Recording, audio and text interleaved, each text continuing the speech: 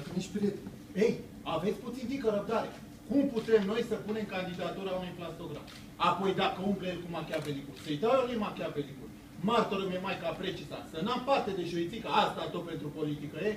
Girurile astea două care onorabilul domn Catavencu a ridicat 5.000 de lei de la societate, sunt tot pentru interesul țării?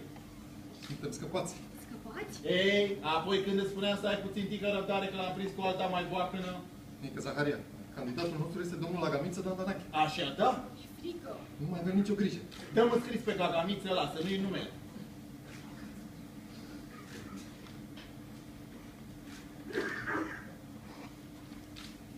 Ia poliția lui Catavencu, să nu o pierzi. Nu ai grijă, Nică Zaharia. Eu nu pierd hârtiile de preț. Domnilor, onorabili concetățeni, fraților, iertați-mă, fraților, dacă sunt mișcat, dacă emoțiunea m-a apucat așa de tare, suindu-mă la această tribună pentru a vă spune și eu, ca orice român, ca orice fiu al țării sale, în aceste momente solemne, mă gândesc la țărișoară, la România, la fericirea ei, la progresul ei, la viitorul ei. Fraților, mi s-a făcut o imputare și sunt mândru de aceasta. O primesc. Mă onorez a zice că